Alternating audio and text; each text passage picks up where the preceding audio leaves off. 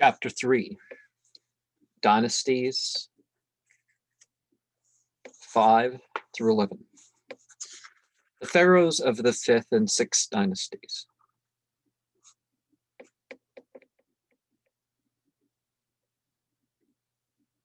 Usertores heads the list of pharaohs of the 5th dynasty according to Manetho. He is the same who the tablet of Abydos gives the name Userska. About his reign, we learn little. Yeah, that's like the sword thing right there, you know? Which is a K, not an F. About his reign, we learn little. And the inscriptions on the sepulchral buildings and monuments of his contemporaries, he is praised as a pharaoh at whose tomb a pious priesthood performed divine worship, although there is no longer any token to indicate the pyramid of King Usersekak. The name of this pyramid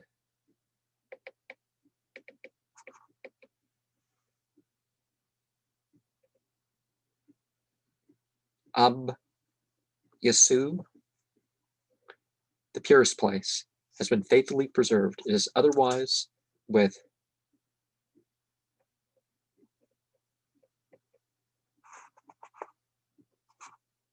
Ra Sha'u, who followed Usersekak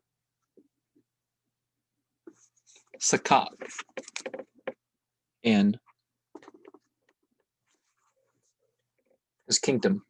The cartouche of this king is painted in red on the stone blocks of the pyramid which rose northward from the village of Abusir on the margin of the desert, and was entitled Ka Ba, the rising of souls. His names are conspicuous also on the smooth cliff of the Wadi Magara, where he stands sculptured on the rock as a vanquisher of foreign peoples. Besides this, an inscription designates him as God who strikes all peoples and smites all countries with his arm. And the tradition of people calling themselves gods is not stopped. It's ramping up again, right? Long after long after Ra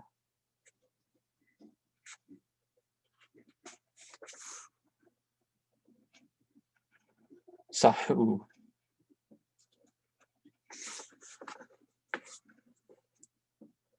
lay sleeping in his pyramid, the Ptolemies ruled in the Nile Valley. A sanctuary still stood in Memphis, dedicated to his memory, where the priests performed their sacred offices for the dead king. He was succeeded, according to the tablet of Saqqara, by a pharaoh of the name of Ra Nefer Yerka, doubtless the same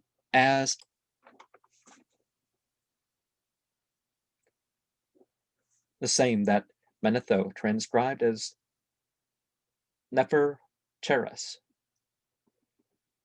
He gave to his pyramid the name Ba, that is, soul. Many fragments of tombs in the cemetery of Memphis have faithfully preserved the memory of this king, above all the grave of his royal grandson, Urkuru, who is called the royal scribe of the palace, the learned man, the master of writing, who serves as a light to all the writing in the house of Pharaoh. He is also called the master of writing for the petitions of the people.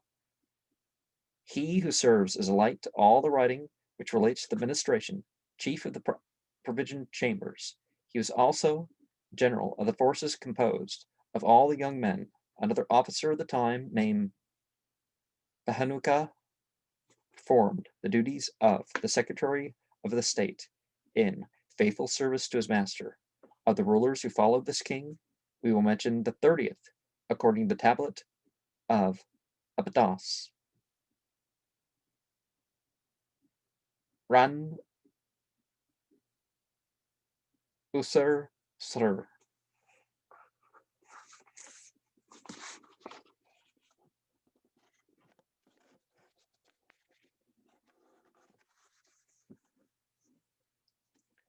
He is the first pharaoh who adopted a second cartouche with his own private name on following the custom of his predecessors. He built for the sepulchre a pyramid, which was called Ben Asu, the firmest of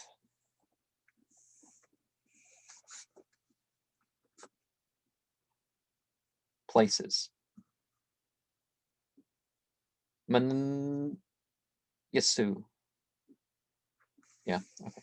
His name has been found plainly traced in red on the middle pyramid of Abu Sir, and without doubt, he was laid to rest ages ago in its chamber.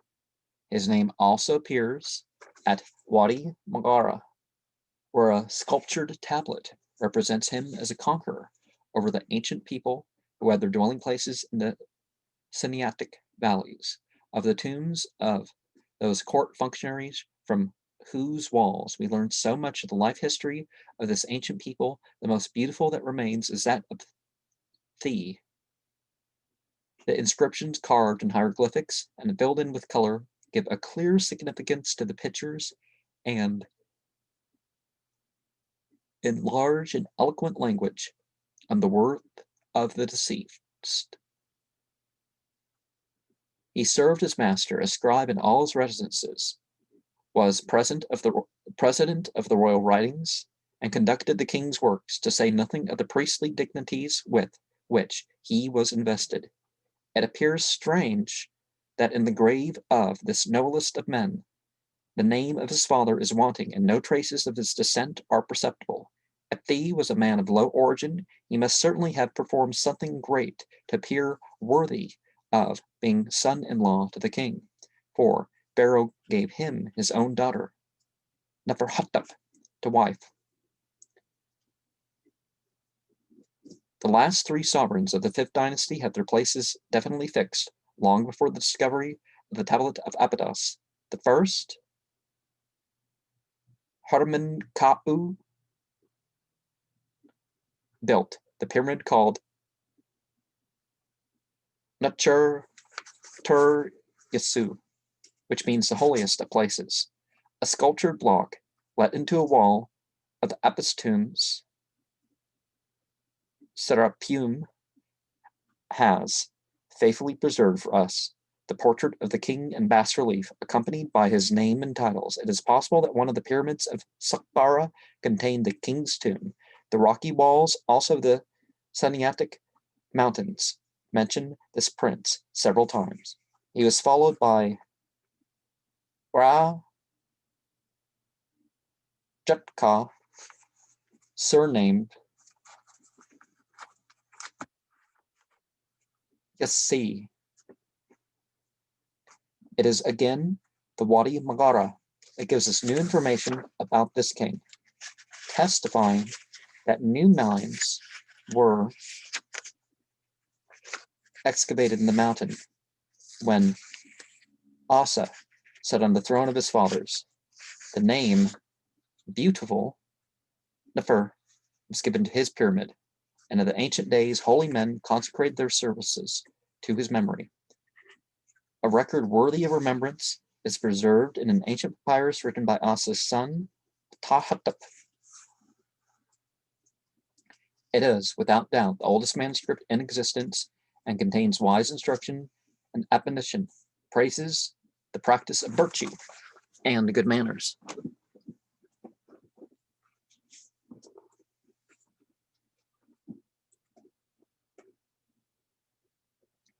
And points out the path which leads to honor and a happy end.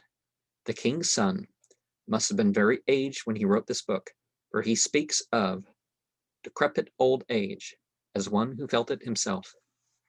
The two eyes thus writes, the wise man are drawn small, the ears are stopped up, and what was strong becomes continually weak. The mouth becomes silent, it speaks no clear word, the memory is dulled, it cannot recall past days, the bones refuse their service, the good has changed to bad, even the taste is long since gone. In every way, old age makes a man miserable, the nose is stopped without air. After unfolding some of his deepest thoughts in very simple language, he adds, oh, I didn't mean to chant the last sentence, but if thou hast become great after thou hast been lowly, and if thou hast amassed riches after poverty, so that thou hast become, because of this, the first in thy city, and if the people know thee on account of thy wealth, and thou art become a mighty lord, let not thine heart be lifted up because of thy riches, for the author of them is God. Despise not thy neighbor, who is as thou wast, but treat him as thy equal. Let thy countenance shine joyfully as long as thou livest. Did a man never leave the coffin after having once entered it? And the Percy Papyrus, as of 119 years ago, was in the Bibliothèque Nationale, Paris. The last pharaoh of this dynasty bore the name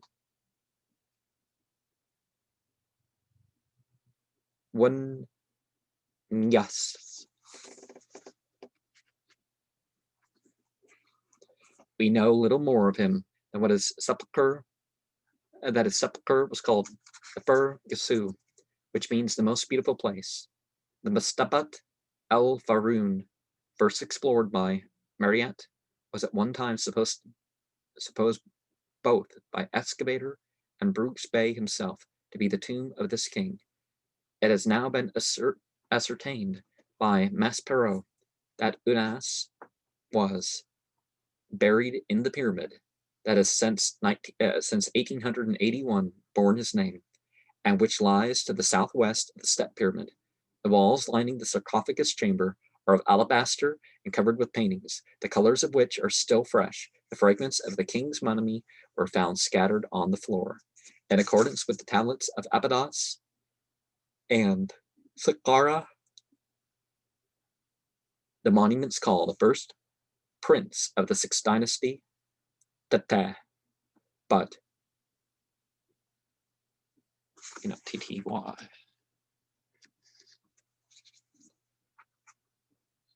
But we also have proof of his succession in another way. In the grave of Ptah Shepsus at Saqqara, this nobleman's offices and dignities are enumerated at the usual length. He was the sacred prophet of the pyramids of Unas and of Tete. It was the first king to adopt the title of Sa-Ra. The pyramid of this latter was called Jet-Yasu, the most lasting of places, surely not without allusion to the king's own name. It has been supposed that the name of Usarkara,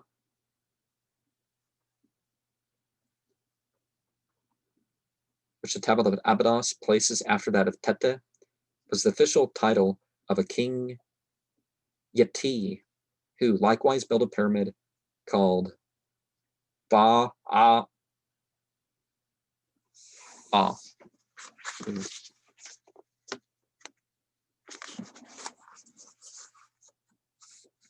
The pyramid of the souls. The pyramid being like the silent part, the little triangle on the platform. And further, that this Yeti was the real founder of the sixth dynasty, who reigned perhaps in Middle Egypt simultaneously with Teti, the last descendant of the ancient kings of Memphis.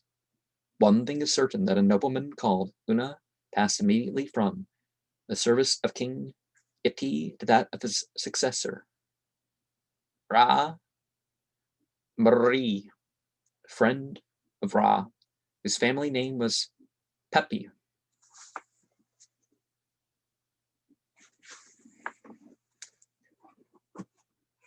The Wadi Maghara, which contains so many memorials of the ancient Memphite pharaohs, has no less perfectly preserved the memory of Pepe.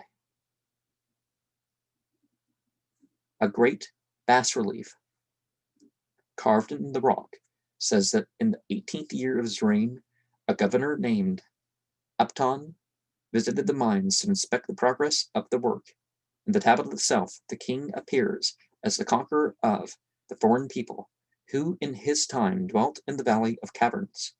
Amongst the ruins which cover the site of the once far-famed city of Tanis in the Delta, a block of stone was found, covered with the names and titles of Pepi, a proof that the origin of the city extends back to the time of the ancient kingdom. At Dendera, also in the temple of Hathor, the wall of the chamber gives us the information that Pepi enlarged the sanctuary which Xofu had founded before him, while the valleys of Hammamat, the dark rocks near Aswan, and the walls and the quarries of El Kab still preserve the memory of the king. When Pepi ruled, there was living a nobleman called Una, who began his career at the court of the Pharaohs. By his good services, he gained the favor of the king, and when Teti died, Pepi became attached to the young man and placed him in a confidential position in his own house. Among other duties, he received orders to quarry a sarcophagus out of the mountain of Tura. Warriors and sailors accompanied Una to carry on the work. The monument, which was carved out of one single block, was conveyed down the river on one of the king's vessels, with its cover and many other hewn stones destined for the building of the royal pyramid. Una was next sent in a military capacity against Aamu and the Harusha peoples of the desert east of Lower Egypt. Everything necessary for the expedition was prepared, but as the bands of warriors did not appear sufficiently numerous, levies from a foreign country subject to the king and settled on the southern boundary of the kingdom were added to the native army. They were instructed in the proper method of fighting by captains whom Pharaoh had placed over them. When the army was at last ready, it took the field, destroyed the land of Harusha, and returned home successful. After these wars, a new contest broke out, and Pharaoh sent his army against the land of Teraba, to the north of the land of Harusha. It is difficult at the present day to recognize this country. Since ships are mentioned, it does not seem preposterous to think of Syria, especially that part of it which lies to the north of the Arab desert. Pharaoh, as usual, built himself a pyramid which was named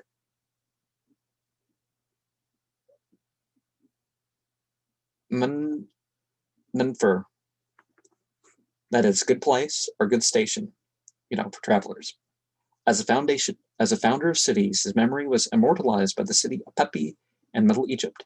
Amongst the nobles who served him appears a certain Mary Ra Unks, president of the public works of the king, who was designated on the walls of his tomb as governor of Tura. He was entrusted with the direction of the works and quarries of the Mokatum Mountains. Another at Abydos, the noble Pepe Next, whose grave is in the necropolis, was the governor of the city of the pyramids. By this place is evidently meant the sanctuary before the king's tomb, in which holy men offered sacrifices to the deceased pharaoh, burnt incense before his images, and performed all other religious service according to the usual custom. The pharaoh Pepi, who according to the Greek account sat for 100 years on the throne of his fathers, married a lady not of royal descent, whose father was named Kua, and her mother Ekabet. After she received the honors of an Egyptian queen, a royal name was given to her, and she was called Meri Ra Ankhs.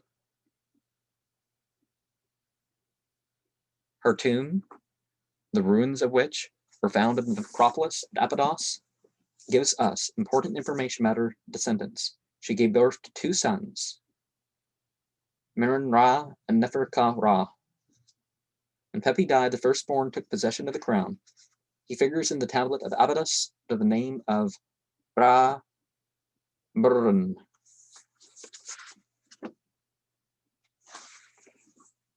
The long inscription from Una's grave enlightens the darkness which surrounds this monarch's history. After the death of Pepi, Una rose, under the rule of his successor, to the dignity of governor of Upper Egypt. His government was bounded towards the south of the town of Elephantine, and on the north by the nome of Autopolis in the lower country. He himself acknowledges the rarity of the favor, confessing to his own words that such a thing had never before happened in Upper Egypt, as ancient custom demanded.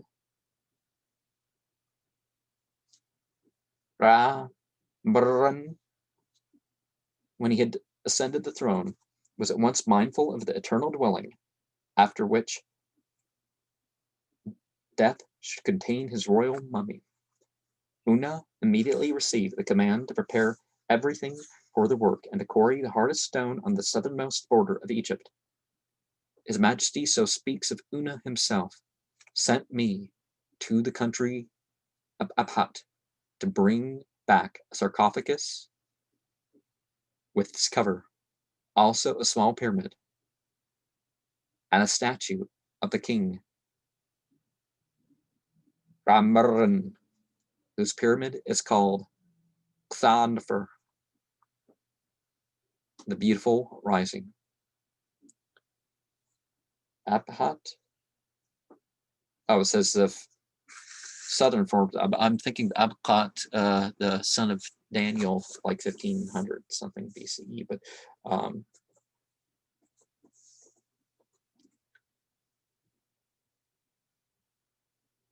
scarcely. He had executed, well, I mean, I don't know how far back it goes, but anyways, scarcely he had executed these orders when he was commanded to cut blocks of alabaster and bring them to his lord. The gigantic load was to be sent by water on great rafts, 60 cubits in length and 30 in breadth, about 103.5 by 51.75 feet, which had been previously specially constructed for this purpose. But the river was found to have fallen so low that it was impossible to make use of such large rafts. So the governor was obliged to build smaller ones in all haste. The wood for this purpose had to be felled in the neighboring country.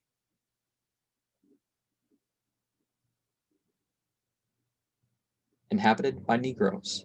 It is thus related by Una. And in American terms, they would already said that they were black. They would have said all these people are black, but the people outside of Egypt were darker skinned and had other features that set them apart from the Egyptians, who basically fit the Semitic race mold. Of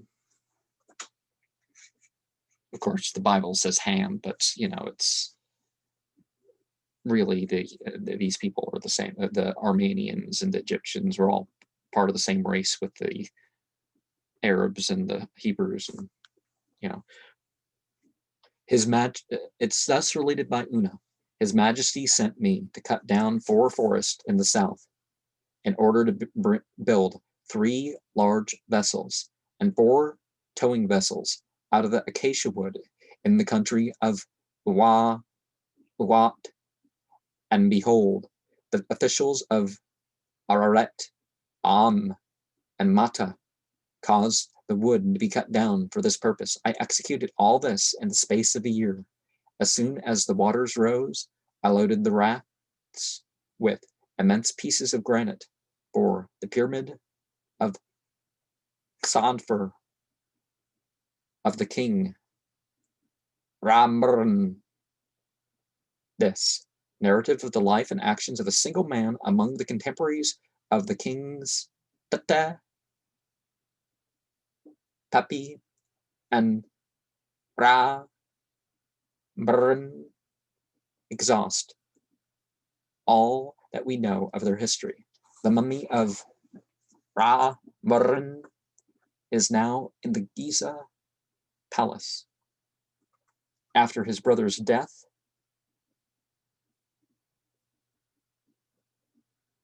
Ra Neferka followed in the kingdom. His pyramid is called Men Noxt, the Station of Life. This king is named in an inscription on the rocks of Wadi Mangara, in which an officer speaks of him in the second year of his reign. The tombs also in Middle Egypt frequently, see, confirm what I've said, mention noblemen whom this king had distinguished by honors and offices. After the death of Ra Neferka, Egyptian history is involved in darkness and confusion, which suggests the probability of a state split up into petty kingdoms, afflicted with civil wars and royal murders, and from among whose princes no deliverer arose who was able with a strong arm to put down the rebels or to guide the monarchy with firmness. The traditional story of Queen Nitrochis has included this.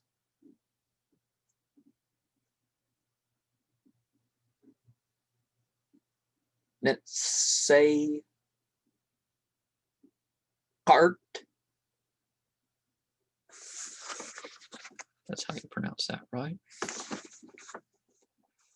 According to Manetho, she reigned 12 years, the noblest and most fair woman of her time, fair in color, xantha, the Greek word, and the builder of the third pyramid. Herodotus says that the king of Egypt, brother of Netsay Art,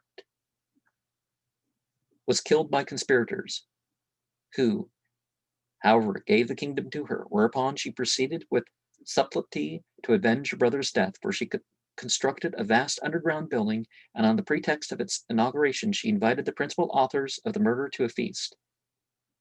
During the repast, the river was let into the chamber through a hidden channel, so that the whole party of banqueters was drowned. But after she accomplished this, she plunged into a chamber filled with ashes and killed herself to escape the vengeance of the friends of the deceased. According to Manetho, Nitrochus,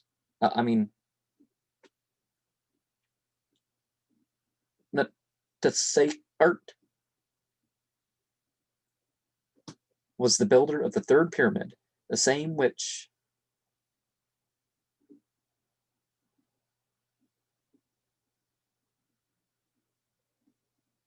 Ramenka, one of 1,000, Menkau Ra. I forget how we're supposed to say that. We said that in this video or another one. But more than 1,000 years before, had prepared for his own resting place. It has been proved by careful investigations that this pyramid, which contains 2 sarcophagus chambers, was enlarged in latter times, so it is not impossible that Queen Nuttasakart altered it, left the body of Menkau Ra in the lower chamber, and placed her own in the blue basalt sarcophagus contained in the upper one. The tablet of Abydos enumerates the names of 20 sovereigns who correspond with the unnamed pharaohs, filling up 5 complete dynasties according to Manetho. According to the Turin Papyrus, the number of pharaohs immediately preceding the 12th dynasty was 6. These again were preceded by a series of 17 or 18 kings from Necrocus, from Ntesepart down. To the first of these 18 kings, there was room on the papyrus for the names of about 10 kings. Dynasties 7 through 11. A period of confusion now follows, during which, according to the tablet of Abydos, 20 kings reigned, of whom we know practically nothing. The first of whom the monuments speak was Ranab Kur, who was also called Manetzu Hattup. Like one of his ancestors, his name on the monuments is Ra Nub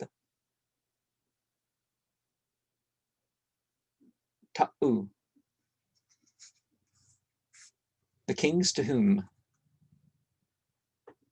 Mentu Hattup belong. The kings to whom Mentu Hattup belonged were of Theban origin, the feeble ancestors of those whose line bore alternately the names of Entef and Mentu Hattup. They had established themselves at Thebes, and their tombs, simple pyramids and brickwork, lay at the foot of the western mountain of the Theban necropolis. Here it was 30 years ago, some Arabs brought to light 2 very simple coffins of the pharaohs. They were discovered in that part, now called Asasif, sarcastically hidden under heaps of loose stone and sand. One of them contained the mummy of the king, his head adorned with the regal circlet. And to confirm cartouches.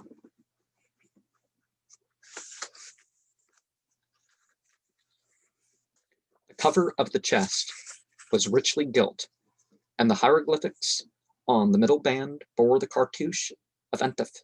In the year 1854, I had the good fortune to discover the coffin of a second Entef, distinguished from the first by the title of the Great.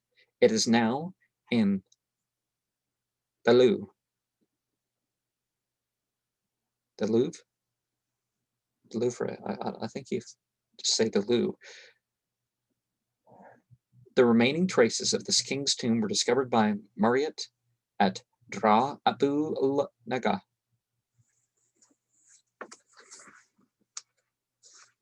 In the interior of the brick pyramid was found a simple chamber with a memorial stone dated in the 15th year of the reign of King Entef.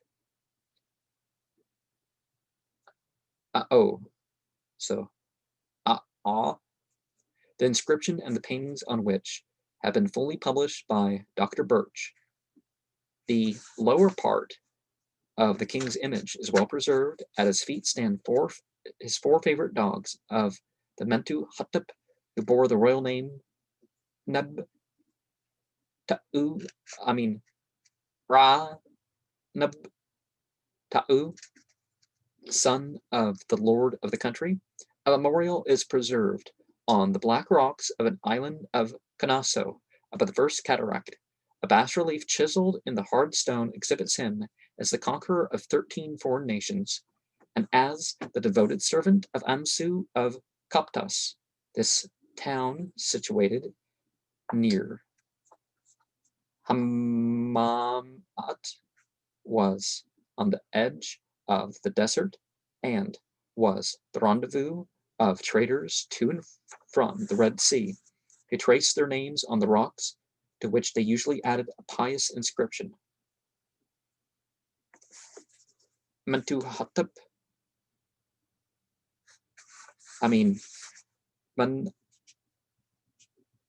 Tazu Hattup also appears immortalized on the cliff in the Valley of Rocks, together with his mother Emma.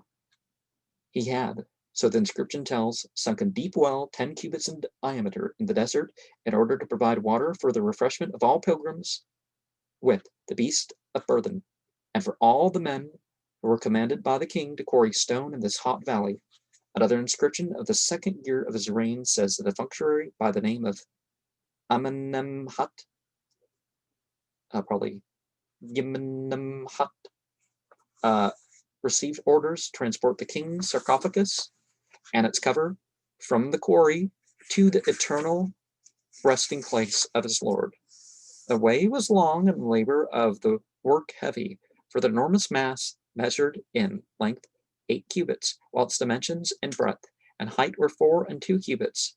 After offerings had been first made to the entities considered to be gods, 3,000 men moved the gigantic earthen of the stone from its place and rolled it down the valley to the Nile. Be less information about the second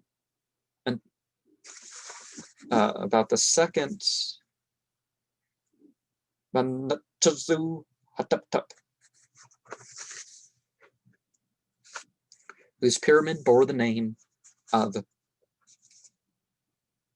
Ksu Yasu, the most shining of places. A gravestone found in the cemetery of Abydos commemorates the priests who offer the sacrifices of the dead for the deceased. This list of sovereigns ends with Ra Sankska, whom an inscription in the rocky valley of Hammamat commemorates. And let me see. The first voyage to Offer and Punt took place in his reign under the leadership of a nobleman named Hanu, who gives the following account of his journey.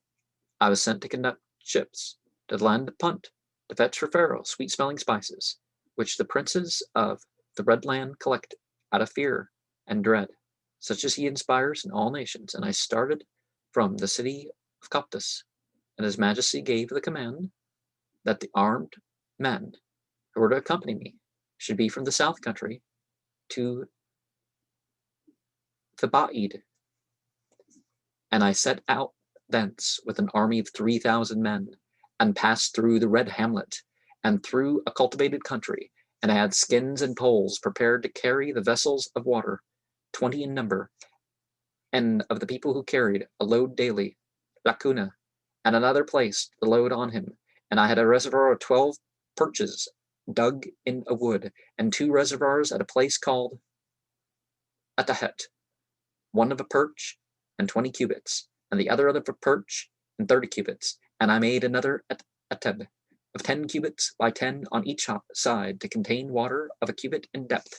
Then I arrived at the port Seba, and I had ships of burthen built to bring back products of all kinds, and I offered great sacrifices of oxen, cows, and goats.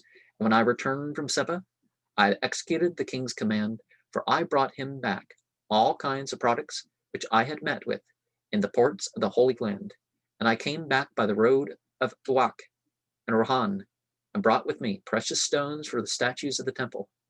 But such a thing never happened since there were kings, nor was the like of it ever done by any blood relations who were sent to these places since the time of the reign of the entity considered to be the sun god, Ra.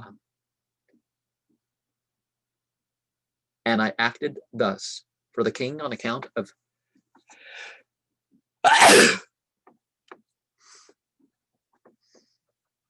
the great favor which he entertained for me. There seems to be but little doubt that the present coast of Somalia, opposite to Arabia, thus represents Offer of the ancient Egyptians. They understood it to be a land of hills and valleys washed by the sea, whence came their choice woods, their balsam and frankincense, their precious metals and costly stones. It was rich also in strange and curious animals and birds. Punt, the Holy Land, possibly represented by the south and west coasts of Arabia Felix, was the original home of what they considered to be the gods. Yemen, Har, Haptar, all came from there. While Bes, who was